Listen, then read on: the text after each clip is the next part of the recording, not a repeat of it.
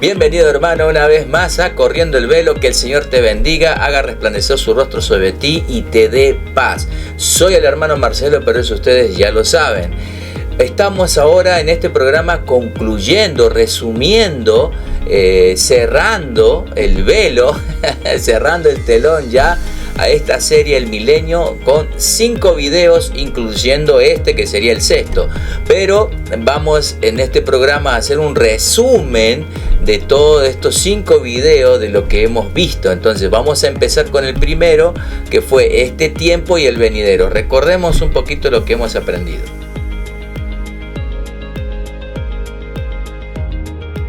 ¿Qué dicen los evangelios acerca de estas dos eras, este siglo y el siglo venidero? Vamos a ubicarnos en Mateo capítulo 12, versículo 32, y vamos a leer la parte B, o sea, la segunda parte. Dice: pero el que hable contra el Espíritu Santo no le será perdonado, ni en este siglo ni en el siglo venidero. Marcos capítulo 10, versículo 30. Que no reciba 100 veces más en este tiempo. Y el fin del versículo dice: y en el siglo venidero la vida eterna. Claramente acá está evidenciando dos tipos de era, dos tipos de siglo. Lucas capítulo 16, versículo 8. Dice: porque los hijos de este siglo, Lucas capítulo 20, versículos 34. Los hijos de este siglo se casan. Está haciendo énfasis en un periodo de tiempo específico. ¿Y cuál es este siglo? Este tiempo presente que nosotros estamos viviendo. En el mismo capítulo 20, versículo 35, leemos: mas los que fueren tenidos por dignos de alcanzar aquel siglo. Y si queda alguna duda de que está hablando de la era eterna, ¿de acuerdo? Dice el final del texto, dice: y la resurrección de entre los muertos. Entonces, esta es la evidencia que encontramos en los evangelios. ¿Hay más evidencia? Por supuesto. Vamos a buscar más evidencias en las cartas paulinas. Comenzamos con Romanos capítulo 12, versículo 2. Dice: no os conforméis a este siglo. Primera de Corintios capítulo 1, versículo 20. ¿Dónde está el disputador de este siglo? Primera de Corintios capítulo 2, versículo 6b. No de este siglo, ni de los principales de este siglo que perecen. Seguimos en Primera de Corintios, seguimos en el capítulo 2, vamos al versículo 8a, la primera parte. La que ninguno de los príncipes de este siglo conoció. Seguimos en Primera de Corintios, vamos a un capítulo más, al capítulo 3, vamos al versículo 18, parte A, la primera parte. Dice: nadie os engañe a sí mismo, si alguno entre vosotros se cree sabio en este siglo. Vamos a la segunda carta a los Corintios, capítulo 4, versículo 4a. En los cuales el Dios de este siglo cegó el entendimiento de los incrédulos. Vamos a la carta o a la epístola de los Gálatas, capítulo 1, versículo 4a. El cual se dio a sí mismo por nuestros pecados para librarnos de este presente siglo. Es el versículo que hemos leído al comienzo de este programa. Vamos a la epístola a los Efesios, capítulo 1, versículo 21, parte B.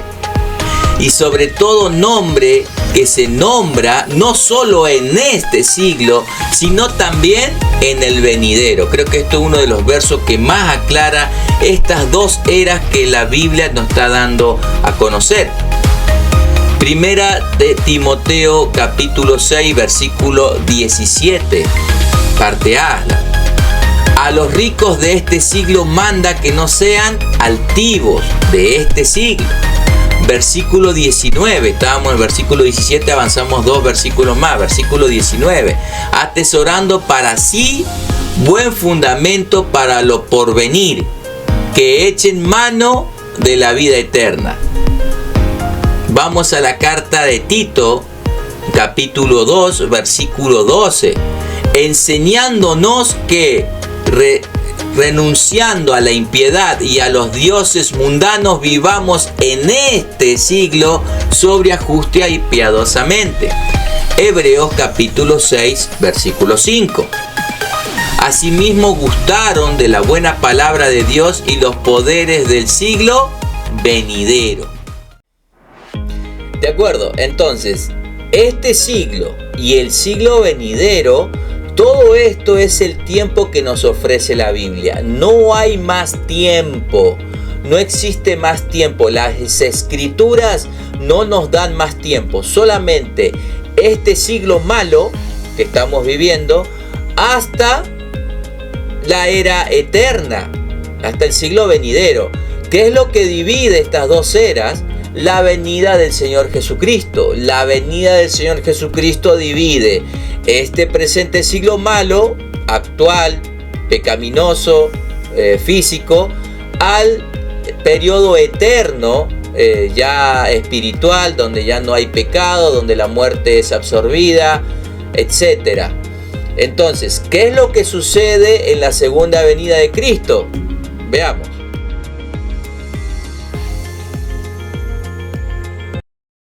Pero vamos a repasar, voy a hacer un paréntesis, vamos a repasar qué dice el versículo 5 y el versículo 6. A ver, lo analicemos juntos, rápidamente. ¿Qué dice el verso? Dice, pero los otros muertos no volvieron a vivir hasta que se cumplieron los 1000 años. Esta es la primera resurrección. Bienaventurado y santo el que tiene parte en la primera resurrección. La segunda muerte no tiene potestad sobre estos, sino que serán sacerdotes de Dios y de Cristo y reinarán con él 1000 años. Pregunto, hermanos, ¿cuál es la primera resurrección? Leamos nuevamente, yo no voy a dar mi respuesta, vamos a ir a las escrituras. Vamos a regresar al Evangelio de Juan en el capítulo 5. ¿Qué dice el Evangelio de Juan capítulo 5? Vamos a ir al verso 24. Al final del verso 24. ¿Qué dice el final? Dice, mas ha pasado de muerte a vida.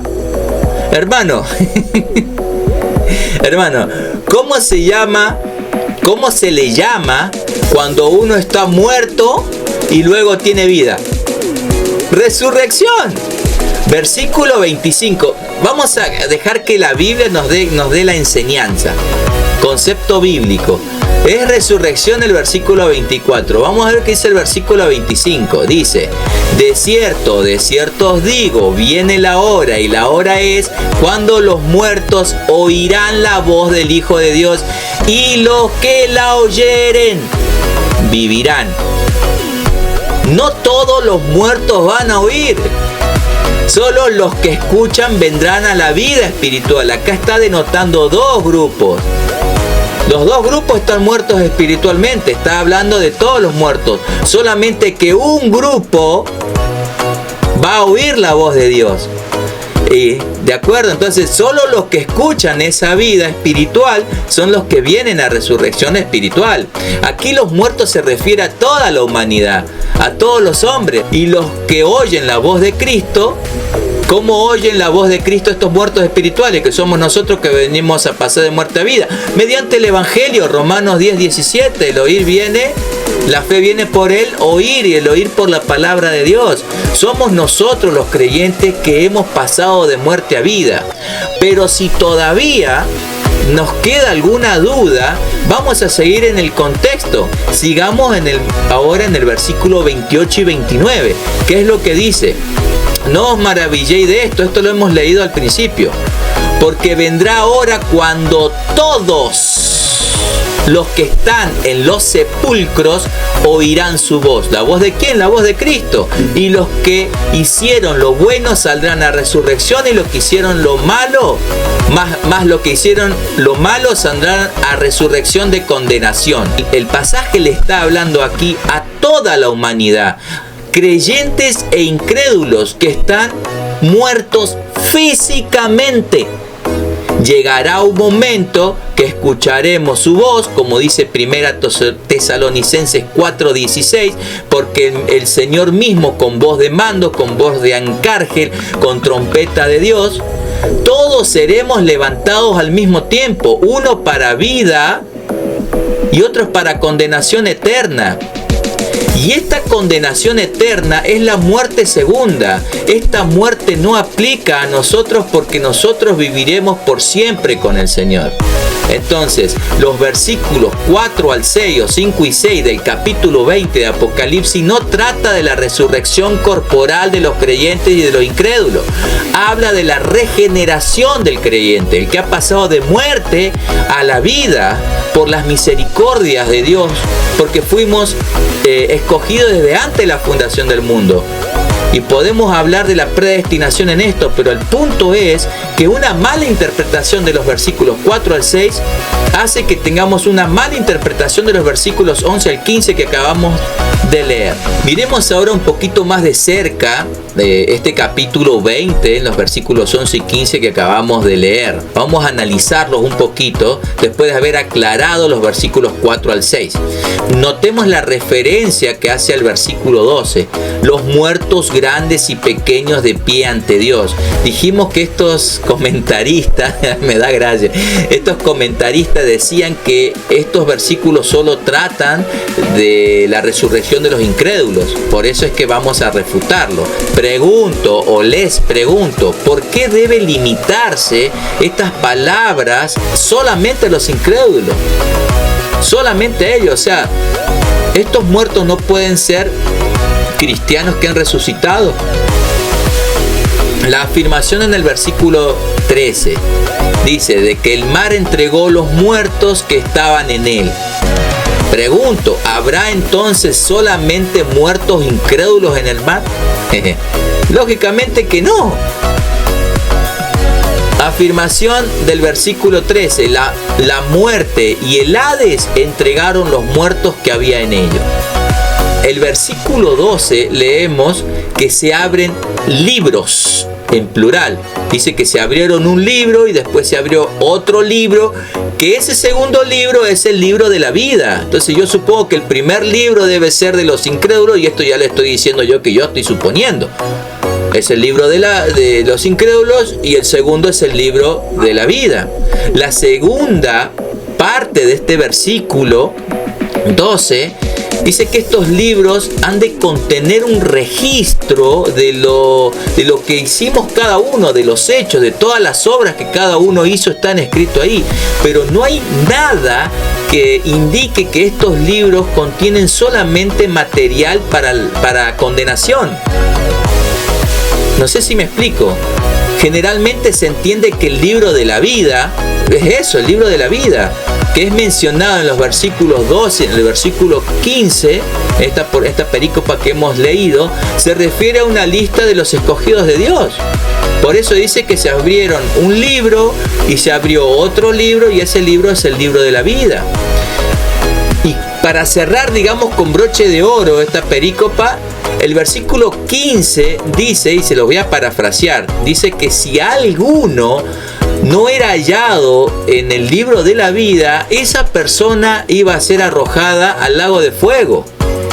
En realidad, pregunto, ¿no? ¿Tendría algún sentido decir, y acá estoy citando el texto, y el que no se halló escrito en el libro de la vida? O sea, ¿tendría alguna razón el escritor de poner este versículo 15 Si toda la visión trata solamente de los incrédulos, cuyos nombres no estaban escritos en el libro de la vida. Si toda la visión es para los incrédulos, ¿para qué se escribió el versículo 15? Se equivocó Juan, se equivocó el apóstol. La Biblia enseña que todos los creyentes serán resucitados en el momento de la segunda venida de nuestro gran Dios y Señor Jesucristo. Entonces, le agregamos a este siglo y al siglo venidero, la separación entre ambos siglos es la venida del Señor Jesucristo. Cuando viene el Señor Jesucristo, automáticamente viene la resurrección general. ¿Qué es esta resurrección general? Que los que están muertos van a resucitar, incrédulos e incrédulos, los dos, resucitan y van a un lugar, no sé qué lugar, donde Dios los juzgará, no lo sé. Y los que están vivos van a ser transformados, los que están vivos, sean creyentes o sean incrédulos, van a ser transformados con cuerpos glorificados para ir y juntarse con los demás, con todas las personas que estaban muertas y han resucitado. Cuando están todos juntitos ahí, se abren los dos libros. Uno dice que es el libro de la vida, entonces yo especulo, supongo que el otro es el libro de los impíos, ¿no? Los que van a ser condenados. Entonces ahí se efectúa la resurrección general y luego son condenados aquellos que no han creído, y los que son de nuestro Señor Jesucristo, nosotros sus hijos, pasamos a estar con Él por el resto de la eternidad. Pregunto, desde ese momento del juicio en adelante, ¿comienza el reinado de Cristo o ya estamos viviendo el reinado de Cristo que fue inaugurado en su primera venida? Veamos.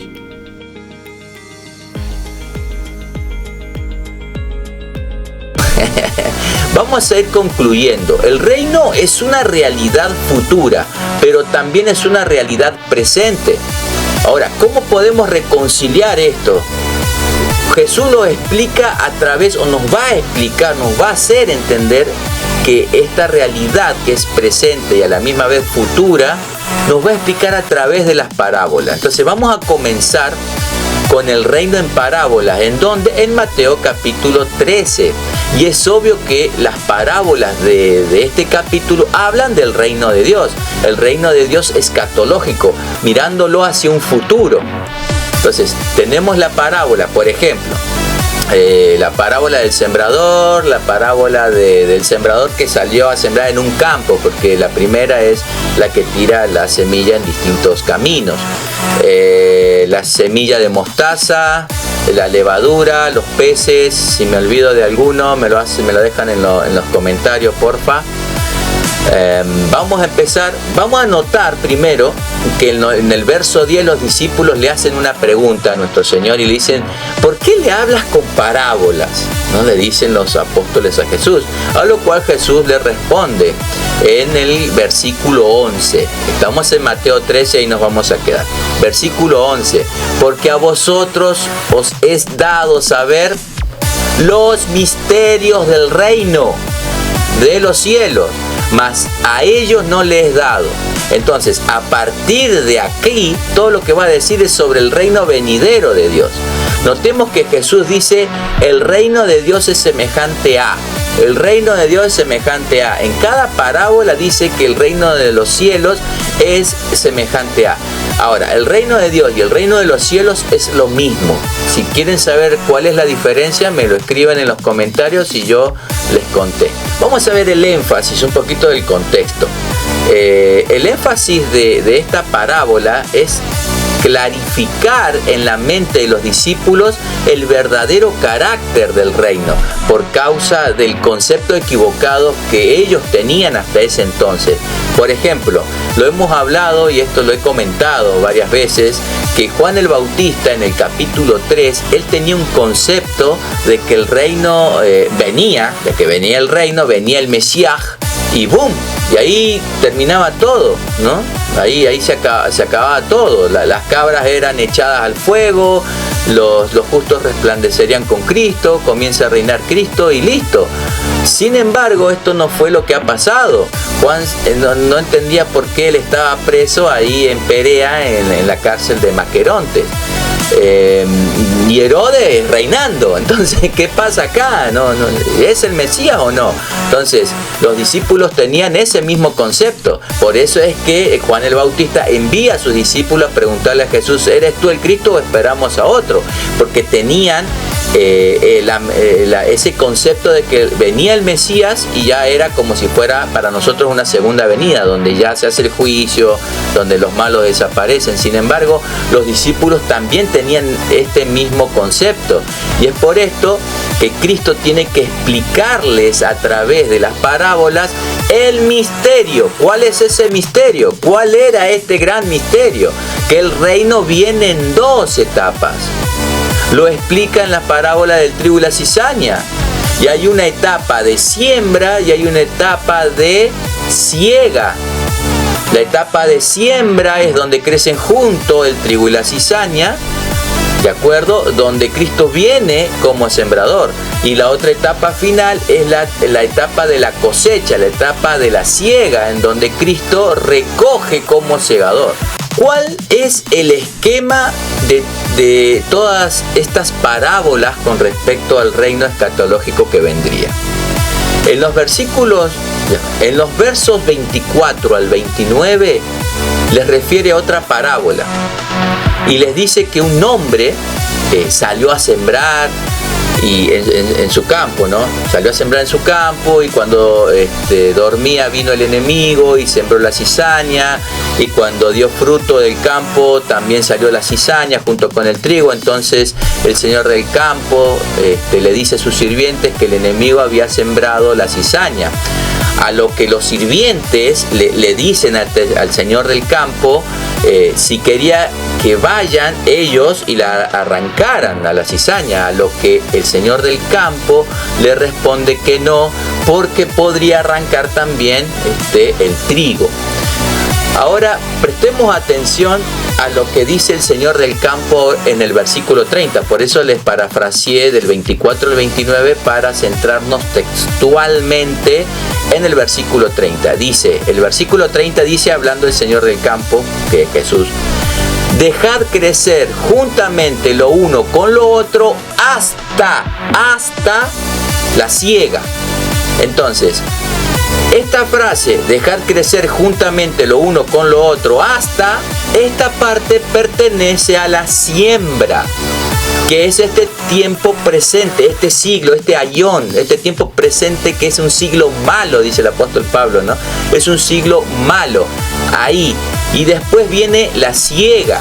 Entonces, sigue diciendo el verso 30, y al tiempo de la siega yo daré a los segadores, o sea, les dará instrucciones, indicaciones, pero indicaciones para hacer ¿qué? Leamos: recoged primero la cizaña y atarla en manojos para quemarla, pero recoger el trigo en mi granero. O sea, ¿se están dando cuenta cuál es la estructura?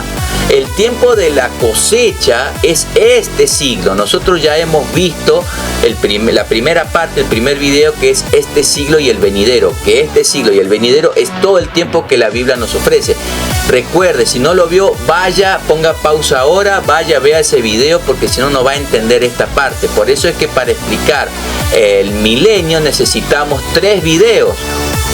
Este siglo y el venidero, la resurrección general y el tema del reino, el concepto de reino, que es para que nosotros podamos entrar con una base bíblica bastante sólida para poder interpretar correctamente qué es el milenio. Entonces, esta estructura, el tiempo de la cosecha es esto que estamos viviendo ahora. El tiempo de la siega, ¿cuál es? El siglo venidero. Entonces, ¿dónde está el lugar o el tiempo para el milenio? ¿Dónde pondría usted, que si usted cree en un milenio terrenal del Señor Jesucristo, dónde lo colocaría? Ya no hay chance para un milenio. Comienza la era venidera. Jesús explica la parábola y dice en el verso 37 que el Hijo del Hombre es el que siembra la buena semilla. En el versículo 38, el campo es el mundo. Y acá quiero hacer un paréntesis. El campo es el mundo, no es la iglesia. Por eso cuando ustedes quieran decir que en la iglesia hay trigo y cizaña, que en cierta medida puede ser, no utilicen este versículo, porque este versículo no habla de que el trigo y la cizaña crecen juntos en la iglesia. Dice que el campo es el mundo. ¿De acuerdo? Versículo 39, la cizaña la sembró el diablo. Y dice, la siega es el fin del aión. En el original griego dice aión, de este presente siglo. Entonces, ¿cómo es que será el fin del siglo? Que es la segunda venida de Cristo. ¿Cómo es? No hay que especular, está escrito, está en la Biblia. Versículo 40, la cizaña será quemada en el fuego. Versículo 43, los justos resplandecerán en el reino de su Padre. El verso 39 es la segunda venida de Jesucristo. Los versos 40 y 43 es el juicio, donde hay la separación, y todo esto es un solo evento. Vamos a ir a otro ejemplo, para que vean que la estructura en el Nuevo Testamento es la misma. Estamos en Mateo 13, nos quedamos siempre ahí. Vamos al versículo 47 al 50. Dice el versículo 50, que es dice la red. La red que es el evangelio para salvación y para juicio y para condenación. Dice, es echada al mar, que es el mundo, ¿de acuerdo? Y recoge toda clase de peces, que es toda la humanidad. Versículo 48. Una vez llena, esto significa, podríamos decir, el tiempo que ya se cumplió y todos los que deberían de ser salvos ya han sido llamados y ¡pum! ¿De acuerdo? La sacan a la orilla y sentados recogen lo bueno en cestas y lo malo echan fuera. De más decir, hermanos, que está clarísimo que es la segunda venida de Cristo, y la separación de los peces es el juicio.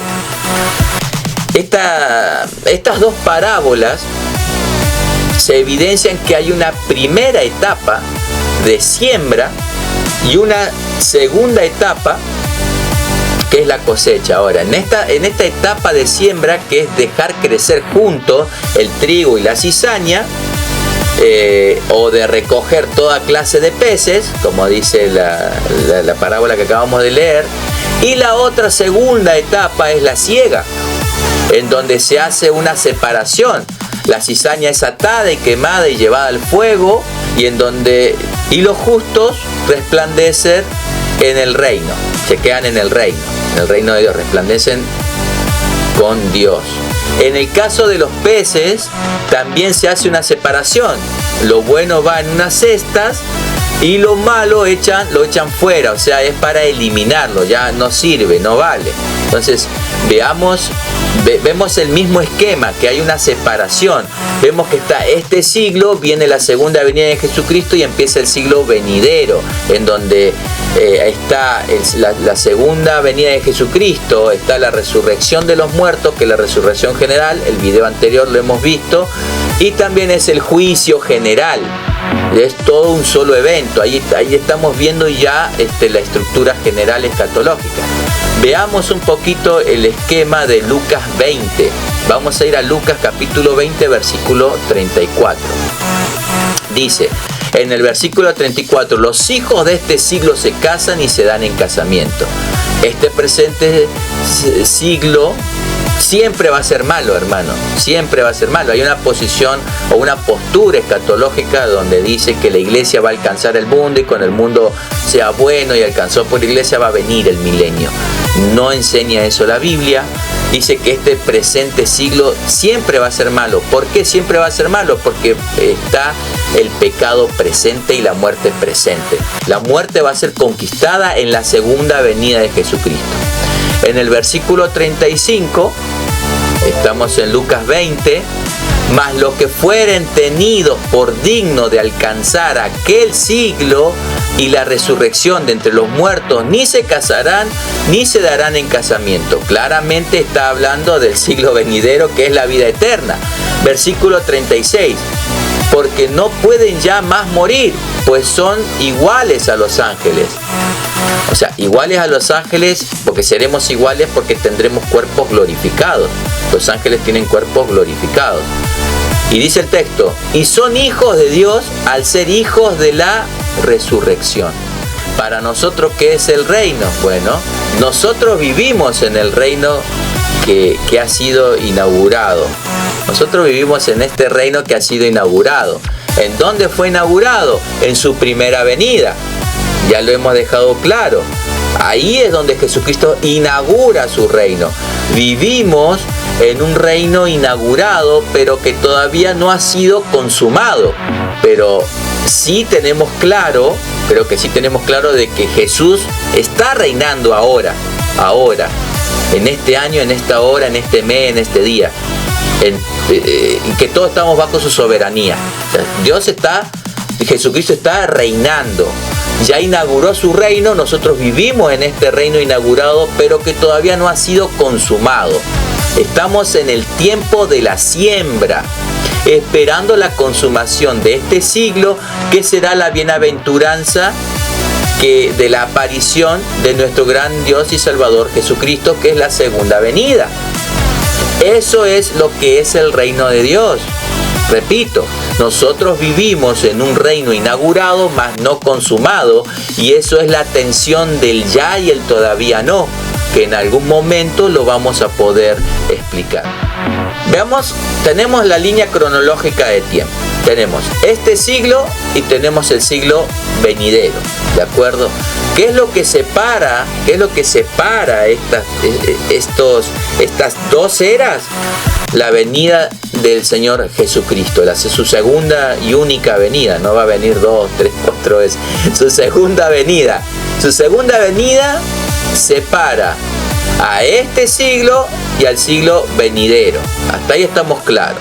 Ahora, Jesucristo nos dice claramente que este siglo y el siglo venidero hay diferencia, hay mucha diferencia. Por ejemplo, en este siglo todos tenemos cuerpos naturales, este mismo cuerpo de hueso y de carne, ¿de acuerdo?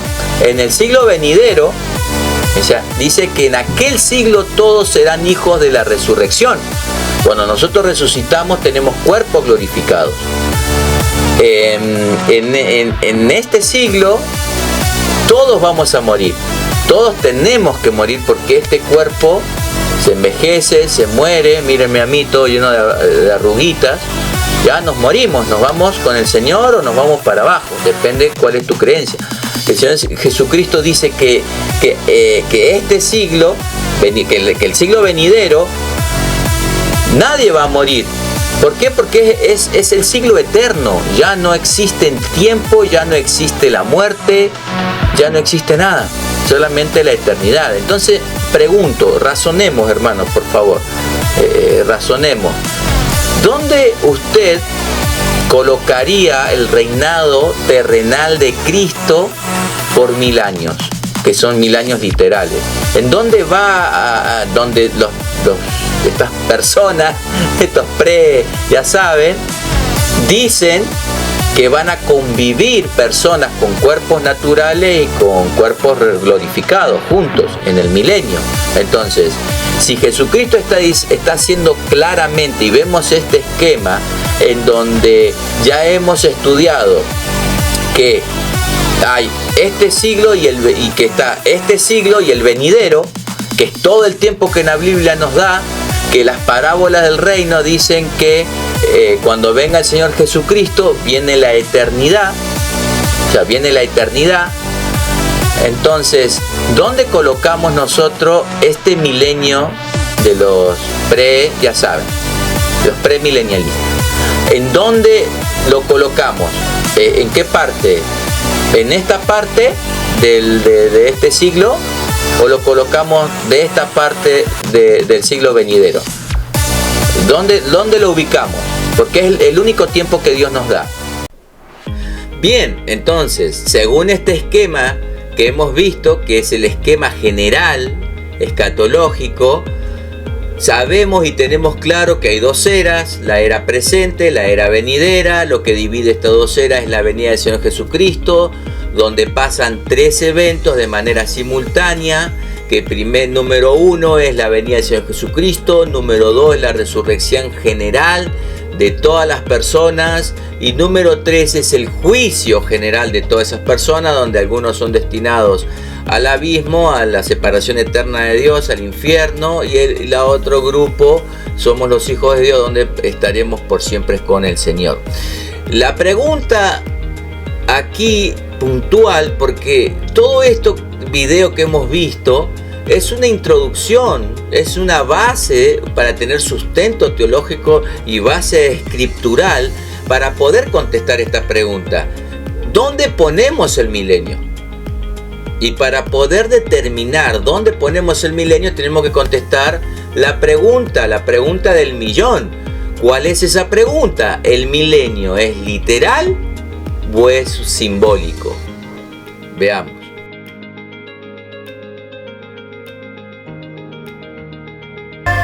Llegamos al punto más crítico del programa. Pregunta: ¿el milenio literal o simbólico? Vamos a ir primeramente al libro del Éxodo. Tengamos en cuenta, hermanos, que la palabra milenio, como recién les dije, no aparece en el Nuevo Testamento, excepto en Segunda de Pedro, pero ya vamos a llegar ahí, tranquilo. Lo que tenemos que saber nosotros siempre, ¿cuál es el lema del canal Corriendo el Velo? Interpretando la Escritura con las Escrituras. Entonces, no podemos especular. ¿Qué dice el principio de hermenéutica? Que los textos grises o oscuros se tienen que interpretar a la luz de los textos que tengan más luz. ¿De acuerdo? Entonces, siguiendo este principio de exégesis, vamos a hacer eso. Vamos a ver que esta palabra mil, cómo es que se interpreta en el Antiguo Testamento, porque vamos al Antiguo Testamento precisamente para buscar el sustento teológico. Entonces, vamos a situarnos en Éxodo capítulo 20. Éxodo capítulo 20, versículo 6. Éxodo 20, versículo 6. Y dice así: y hago misericordia a millares y a los que me aman y guardan mis mandamientos. Hago misericordia a millares, o sea, más de millares no puede. Solamente Él hace misericordia hasta millares. De ahí 1001 no puede, no tiene ese poder. ¿Es literal esto? Lo dejo para ustedes juzguen. Vamos a Deuteronomio capítulo 1, verso 11. Y dice lo siguiente: Jehová Dios de vuestros padres os haga 1000 veces más de lo que ahora sois, y os bendiga como os ha prometido. O sea, Jehová va a ser a ellos 1000 veces, no 1001 ni 1002, solamente 1000, porque hasta ahí alcanza su poder. Vamos al capítulo 5, versículo 10. Dice: y que hago misericordia a millares, a los que me aman y guardan mis mandamientos. Lo mismo que en Éxodo 20. Millares es una manera de decir, o literalmente es a 1000, nada más, o a millares, no a miles de miles, ni a millones, como dicen algunos. Deuteronomio capítulo 7, versículo 9. Conoce pues que Jehová tu Dios es Dios fiel, que guarda el pacto y la misericordia a los que le aman y guardan sus mandamientos hasta 1000 generaciones. O sea, la generación 1001 ya no, Él no lo guarda, ya no tiene misericordia Dios. Si yo lo tomo literal, tengo que interpretarlo así, pero creo que no es literal. Sigamos, vamos al libro de los Salmos. Vamos a buscar los Salmos. Salmos capítulo 50. Salmos capítulo 50, versículo 10. Salmos 50, versículo 10. Y dice de la siguiente manera: porque mía es toda la bestia del bosque y los millares de animales en los collados. Salmo 84. Salmos 84, versículo 10 también. 84:10. Dice, porque mejor es un día en tus atrios que 1000 fuera de ellos. Escogería antes estar en la puerta de casa de mi Dios que habitar en las moradas de maldad. Porque dice, porque mejor es un día que en tus atrios que 1000 fuera de ellos. O sea, un día es mejor que 1000 años. Si yo estoy 1002 o 1005 o 1500 años, es mejor estar afuera que en los atrios. O sea, no entiendo, ayúdenme a entender. Sigamos, Eclesiastés, vamos al libro de Eclesiastés capítulo 6, versículo 6.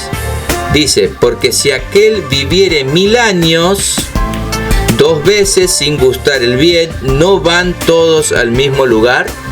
Porque si aquel viviere 1000 años 2 veces sin gustar el bien, ¿no va todos al mismo lugar? O sea, ¿quién vive 2000 años? Ya se ganó el premio gordo de la lotería, le ganó a Matusalén. Porque si viviere 1000 años 2 veces, ¿creen ustedes que sea literal? Jeremías 32, capítulo 32, versículo 18. Versículo 18.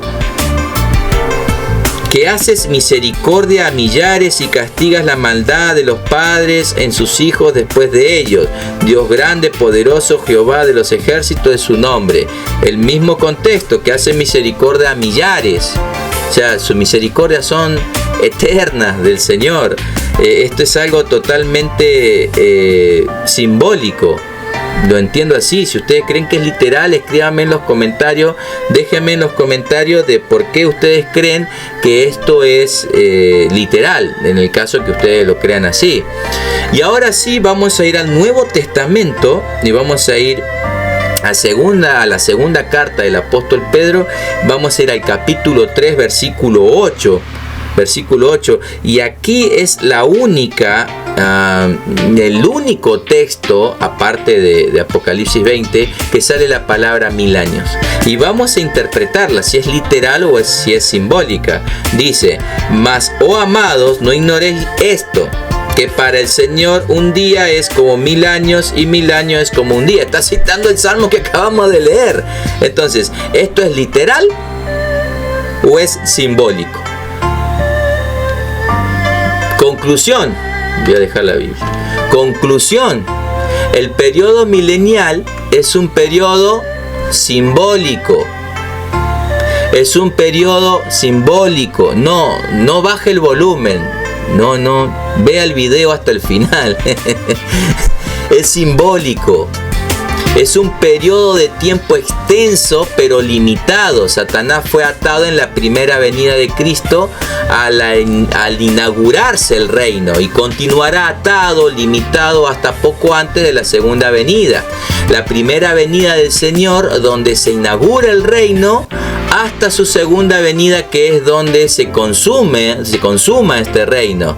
Eso es el periodo milenial. Seguimos armando el rompecabezas. Ya hemos contestado la pregunta que si el milenio es literal o simbólico. Entonces, este siglo, el venidero, es todo el tiempo que la Biblia nos da. Todo siglo es separado por la venida del Señor Jesucristo. Viene el Señor Jesucristo, evento 1, evento 2, la resurrección general, evento 3, el juicio. Y para contestar esta pregunta de dónde ponemos el milenio, llegamos a la conclusión de que este siglo presente, todo este siglo presente que nosotros vivimos, ¿cuándo termina este siglo presente? En la segunda venida de nuestro Señor Jesucristo. Entonces, desde la primera venida de nuestro Señor Jesucristo, donde inaugura su reino, vea todos los videos de la serie, véalos, póngale pausa, estudie, tome nota. El Señor Jesucristo viene en su primera venida, inaugura su reino, y la inauguración de su reino hasta su segunda venida, que se consuma ese reino, todo ese periodo es el tiempo del milenio. El tiempo del milenio es el que estamos viviendo ahora. y donde nuestro Señor Jesucristo está reinando ahora. ¿Desde cuándo es el milenio? Desde la inauguración del reino. ¿Cuándo termina este periodo milenial? En su segunda venida. Ahora, la otra pregunta que nos inquieta es, ¿cuál es el propósito de este milenio? ¿Será para que convivan las personas con cuerpo glorificado y las que no? ¿Será para que Israel se salve? ¿Será para que venga el tiempo de la tribulación y todas las adversidades y la persecución hasta la muerte de la iglesia? ¿Será? Este es el propósito del milenio. Veamos.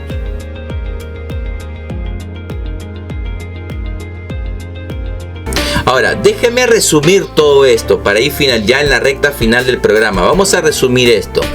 En el programa anterior hemos establecido que los capítulos 17 al 19 es una sección que tiene su final descrito y que los capítulos del 20 al 22 es otra sección. Capítulo del 17 al 19 una sección, capítulos 20 al 22 es otra sección. Por ello es que no debemos leer de manera cronológica estas dos secciones. Pero también hemos dicho que estas dos secciones sí guardan una cierta correlación en eventos, más no cronológicos. Yo después voy a hacer toda una serie de lo que es el capítulo 19, todo el capítulo 19 de Apocalipsis, que habla de las bodas del Cordero. ¿De acuerdo? Vamos a hacer toda una serie acerca de las bodas del Cordero. Entonces, entre una sección del capítulo 17 al 19 con la sección del capítulo del 20 al 22, no hay un orden cronológico, pero sí un orden de eventos. Por ejemplo, el juicio a la gran ciudad de Jerusalén junto a la destrucción del templo, hemos dicho que es el juicio del Hijo del Hombre viniendo en las nubes. Es la serie que hicimos de Mateo 24. Y que ese juicio es la famosa batalla de Armagedón. Ya le dije que más adelante vamos a hacer una serie y vamos a describir cuál es la batalla de Armagedón y cuál es la de Gog y Magog. Son dos eventos diferentes, le voy adelantando. Son dos eventos diferentes separados por este periodo milenial. Y que no se debe confundir con este evento de Gog y Magog. El evento que sucede en el año 70 es el juicio del Hijo del Hombre viniendo en las nubes. Y que va de la mano, este evento de este juicio va de la mano con las bodas del Cordero o la gran cena de Dios, que son dos aspectos diferentes de un mismo evento. Y bueno, pronto, como les digo, vamos a hacer una serie para que ustedes lo tengan bien claro, que son las bodas del Cordero. Entonces, la destrucción de Jerusalén terrenal en el año 70 da paso a la consumación del pacto marital a la Jerusalén espiritual. ¿Me está entendiendo? O sea, a la iglesia. El juicio del Hijo del Hombre viniendo en las nubes, que es el juicio de Armagedón, que sucedió en el año 70, escatología inaugurada, eso termina el pacto por obras, podríamos decirlo así, el Antiguo Testamento, e inicia este periodo de la iglesia. ¿De acuerdo? ¿Por qué? Porque, como dice Jeremías 31, que habían invalidado su pacto, tenía que terminar con juicio. Nuestra era presente hoy en día, cuando venga la segunda venida de Jesucristo, ¿qué va a haber en la segunda venida de Jesucristo? ¿Qué viene? ¿No viene el juicio? Vamos a terminar con juicio, hermano. Es exactamente lo mismo. Este juicio da paso a las bodas del Cordero, que a su misma vez es la transición hacia la era de la iglesia. Y en este contexto es donde entendemos el encarcelamiento de Satanás. Por eso es que di la introducción al principio de lo que es el encarcelamiento de Satanás, para que usted lo pueda poner como contexto, como sustento. Entonces, la atadura de Satanás, el poder de Satanás queda limitado para que ya no engañe más a las naciones y el evangelio sea predicado a todo el mundo. Y ese evento de la atadura va de la mano con el inicio de este periodo milenial. En otras palabras, la consumación del pacto marital que es las bodas del Cordero, marca el inicio de este periodo milenial.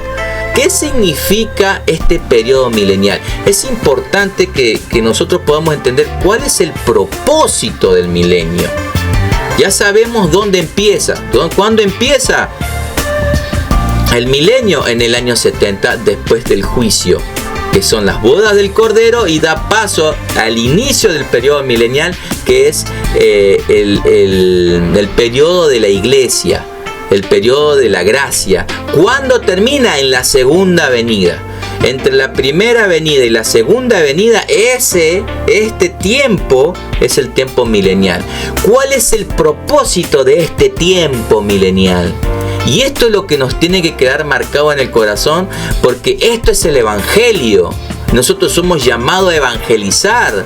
Si yo estoy dando cristología, soteriología, teología propia, cualquier punto, apologética, hermenéutica, teología bíblica, cualquier cosa que estemos dando, en este caso escatología, tiene que haber evangelio, tiene que estar esas buenas nuevas.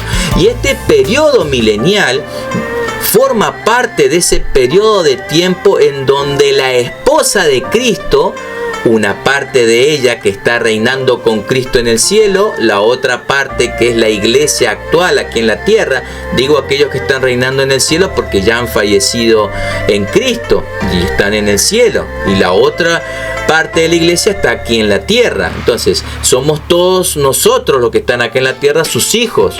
Y en este periodo llamado el milenio es donde los gentiles son llamados por la predicación del evangelio para que se complete el número de todos los que deben de ser salvos, todos los que deberían de ser salvos, hermanos. Este periodo milenial representa el tiempo donde la iglesia evidencia un avance de la predicación del evangelio para que ese evangelio continúe llamando a salvación conforme dice el capítulo 20. Que estaban escritos en el libro de la vida. ¿Quiénes están escritos en el libro de la vida? Todos aquellos que pasaron de muerte a vida. Pero para poder participar de esa salvación es necesario participar ¿de qué? De la primera resurrección. ¿De acuerdo? Y esa primera resurrección es la salvación. Ya lo hemos dicho en nuestros programas anteriores. Entonces la iglesia en este periodo milenial representa la extensión de la iglesia, hermano. Qué importante entender esto. Donde la iglesia se iría convirtiendo en un instrumento universal y ya no sería una iglesia centrada en una Jerusalén con un templo, sino que cada creyente que forma la iglesia sería el templo de la Jerusalén celestial y estaría por todo el mundo predicando las buenas nuevas, de acuerdo a las buenas nuevas de Dios, que Dios a su misma vez está llamando. Esas buenas nuevas es que Dios te está llamando, te está perdonando, salvando, conforme a lo que nos dice la epístola a los Efesios capítulo 1 versículos 4 y 5, que estaban en aquel decreto de elección y que según el capítulo 21 versículo 8 de Apocalipsis no participarían ya de la segunda muerte, que es la condenación eterna. ¿Es importante o no? ¡Qué importante! Esta es la esencia, hermanos. Esta es la esencia de estar en este periodo. El periodo milenial es el periodo nuestro. Es tu periodo de evangelizar. Hermano, ¿para qué yo estoy aquí en mi cuarto de mi casa, que lo he preparado y lo he acondicionado para este canal? ¿Para qué? ¿Para qué yo hago esto? ¿Para qué yo estudio? ¿Para qué ustedes escuchan y se preparan? El único fin es salir a predicar el evangelio, es las buenas nuevas. ¿Cuál es la buena nueva? Que Cristo murió en la cruz para salvarte. ¿Salvarme de qué? Del infierno. Fuiste escogido por amor. Él te amó de antes de la fundación del mundo para que tú hoy en día conozcas al Señor Jesucristo. Más allá de aquellos que tienen otra posición escatológica, más allá de la escatología en sí, ¿cuál es mi intención, hermanos? Que dentro de la escatología entendamos dónde nos ubicamos nosotros, dónde estamos ubicados. en un periodo. Este periodo tiene un fin. ¿Cuál es el fin? Que salgas a predicar el evangelio. Porque este es el tiempo que estamos viviendo, el de predicar el evangelio. Prepárate, santifícate, ponte de rodilla, ora al Señor, que te llene de sabiduría para que tú salgas a predicar a tu vecino, primeramente a tu familia, a tu esposa, a tus hijos, después tu familia, después tus vecinos, después los del trabajo. Sal. Todos somos llamados a predicar el evangelio. Todos. Hermanos, hasta aquí este programa, este resumen general de toda la serie El Milenio. Le ruego al Señor que haya sido de crecimiento espiritual para llegar al conocimiento de nuestro gran Dios y Salvador Jesucristo. La idea general de Corriendo el Velo no es llegar a agregar una postura más. El principio filosófico del programa es no hablar de ningún tipo de posición escatológico, sino simplemente exponer lo que la Biblia nos está enseñando. Y fíjense en ustedes que no inicié directamente diciendo el milenio es simbólico. Simplemente lo que hicimos es hacer una serie de videos para que nos sirva como sustento teológico, como una base para entender por qué y cómo es que llegamos a responder esta pregunta, teniendo en cuenta varios factores y rudimentos hermenéuticos, principios de exégesis, algunas palabras en el griego original.